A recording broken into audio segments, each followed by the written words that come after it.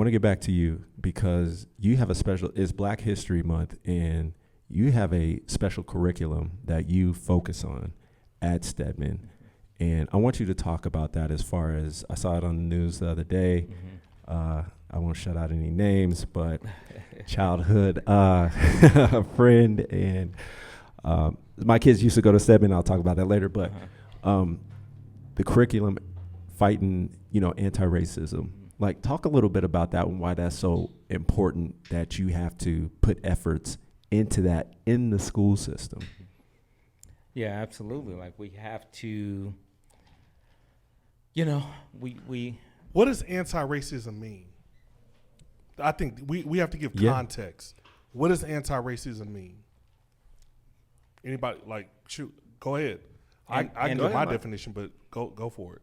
So my definition of anti-racism is to ensure access and equity in a manner that highlights diversity and inclusion.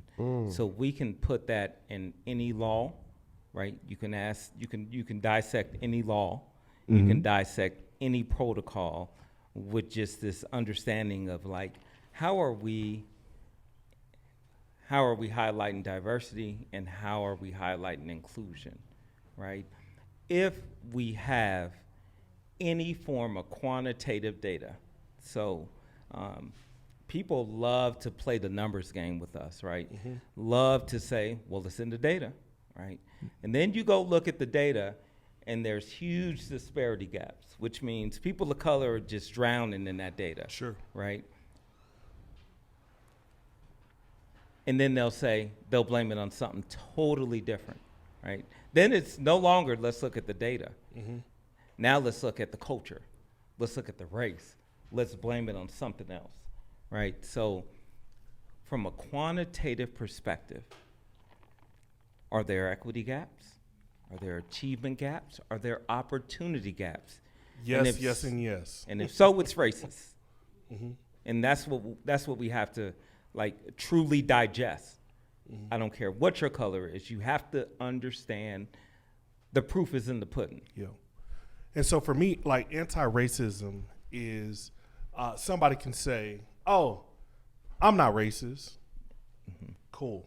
Great job. High five. But what do you stand for if you're not a racist? Are you going to speak up? Are you going to be loud? Are you going to speak against the grain when nobody else is speaking? To me, that's being an anti-racist. To say, no, I will not accept this. No, I'm not going to put up with this. When you have the option to remain neutral. What'd you say? I'm adding to your definition. Yeah. You have that option to stay in the middle.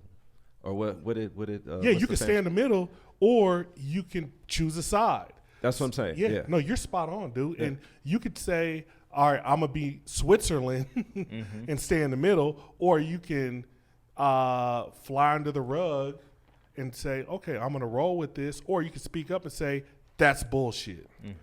That's being an anti-racist. To me, it's like being loud and proud. Activism. Yeah, and you don't necessarily need to be an activist to be anti-racist, but to speak up in scenarios where racism shows up, microaggression shows up, when these things show up, call you it speak out, up. right? Call it out. That's anti-racism to me. Yep. So, I want to take a left turn real quick. My mom, all the women in my family pretty much are educators. My grandmother was an educator in Denver Public Schools. My extended family, educators in Denver Public Schools. My mom up the street was an assistant principal at East High School. And so I grew up in the education system. So when you say black educators are essential, that resonates with me. Absolutely. Exactly. Talk to us about the value of having somebody that looks like you, being in the front of the classroom and connecting with the students on a way that they see education differently. Right. Well, I'll just ask y'all, who was your first black teacher? I know the one that was the best for me. Miss Selma in second grade. How many black teachers have you had? I had quite a few. Did you have quite a few? Yeah, I did. I didn't have that many. I had quite a few, man. Yeah. Yeah. Only because I started off at Union Baptist, which was an all black private school. Absolutely. Yeah. You know what I'm saying? So that's where I got my start. That's what I'm saying. I didn't really get exposed to white teachers until I went to McMean Elementary School. And so like my kind of journey has been kind of different, you know. But my dad was a teacher, so that might have been a difference for us. Yeah. It does make a difference. I would say for me, I don't remember a teacher. I remember Mr. Hainsworth from Hallett. Principal. Yep. Yeah. No, Hiram Haynes. Mr. Haynes. There you Yeah. go. Yeah, my Yeah. bad. Do you remember John Buckner, by any chance? Absolutely. He was my principal. Okay.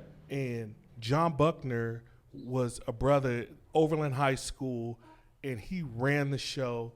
And the dude grabbed me by my elbow every day. Dragged you to class. Is that where you get No. that from? Is that where you got his biceps from? Absolutely. Because you were probably a big kid. Were you 200, No, 300? it was big. Why did he grab your elbow when he came to John get you the Buckner, chicken I'm not wings? going to do it. John Tisha, Buckner, he is on good behavior. Like this, They should have and grabbed he his would elbow from squeeze good hard for as keys. hell Should have kept your ass and from that take you lunch to from that class. lunch table. We're going That to lunch class. pizza. What'd you say? So wait, Mike. Getting back to Hey. you, I really do want you to talk about the what's going on at the curriculum for Stedman specifically, and like why you focused there. I know we were defining what anti-racism is, but tell us about how you implement that at Stedman, because I think the people need to know. Yeah, I think, first and foremost, it's giving children, if my babies leave from me with confidence, identity, right, and a voice, that's more than I left. Those are three things, three foundational things, three tangible things, more than I left elementary school with, right? Right. If my babies can say, this is who I am, this is what I believe in, and this is how I'm gonna achieve that, I am good, right? From a qualitative perspective, from an experience perspective, right? So our anti-racist curriculum really focuses on who you are as an individual, right? Got it. And then we talk about activism and what is activism. We reflect deeply on what does it mean to have allyship, because that's important. We live in Colorado. We are only a single-digit percentage of the population. Right? We need our people that don't go through the daily struggles to really do some of the work. To speak up. Man, let's And I gotta give that out. I gotta give a shout out to the parents at Stedman because they are advocates Absolutely. in allyship. What does that mean? But What wait, does I allyship gotta give mean? them a round of applause because they show up. They really do. I can't lie about that. So I'm sorry. But let's Go. define allyship. Because that's a broad term, and sometimes, like I don't need you to, depending on the individual, right, kind of defines what